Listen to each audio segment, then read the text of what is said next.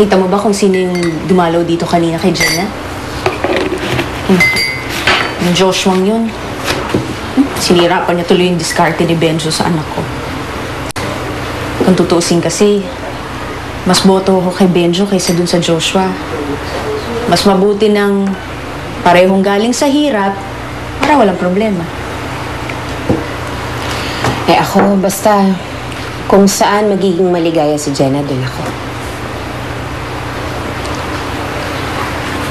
Anong sinasabi mo? Hindi ko gustong lumigaya yung anak ko? Hindi naman sa ganun ni Risa. Pero nagkataon lang kasi na nakita ko yung pinagdaanan ni Benjo at ni Joshua. Kaya alam kong... Anong alam mo?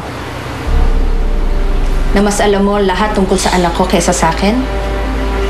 Ganun ba? Gusto mo bang ipamukha sa akin na mas marami kayong pinagsamahan ng anak ko kaysa sa amin dalawa? Wala naman akong ibig sabihin sa... O wala kang ibig sabihin, wala ka rin sinasabi.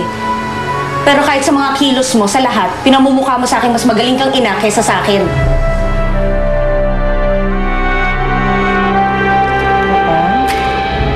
Hindi mo dapat kinakalimutan inumin ang gamot mo, lalo na sa kondisyon mo.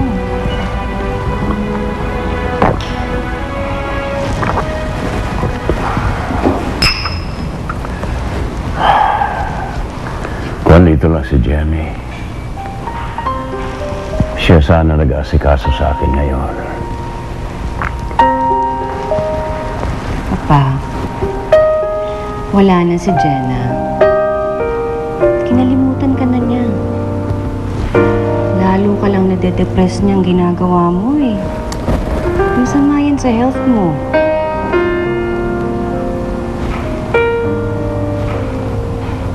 You know what, Papa? I have an idea para maturuan ng leksyon niyang si Jenna. Para magtanda. Ano yung Violeta? Siguro it's time na palitan mo na rin ang tagapagmana mo. Ngayon alam ko nang ba't ako iniiwasan ni Jenna. Kung nagkakabalikan na sila ni Joshua.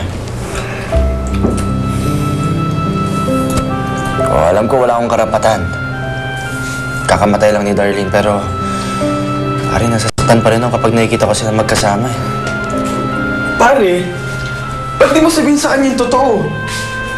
Na kailangan ba ng oras? Ng panahong palipasin yung pagdulok sa akin, Darlene. Sabi mo mahal na mahal mo siya. Okay, useless na rin eh.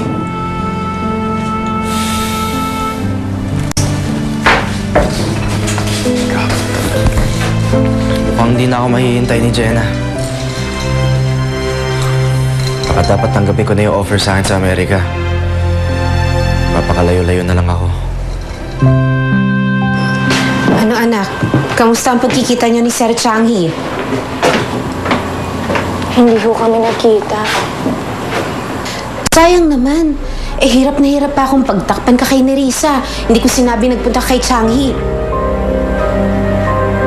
Nagpunta ka pala kay Changhi? O si Fina niloko mo ko? Sinabi mo sa akin si Jenny nasa grocery lang. May magpapaliwanag ho ako. Wala akong kasalanan si Nanay Josefina. Oo, pero kinukonsinti ka niya. Kahit na alam mong masasaktan ako, hinayaan mo pa rin ang anak ko. Pinagtakpan mo pa siya. Ano bang gusto mong patunayan, ha?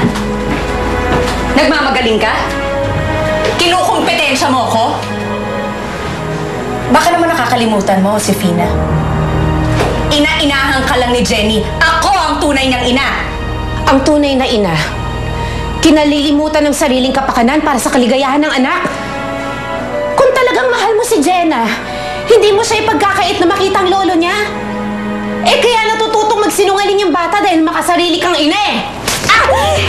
Nay!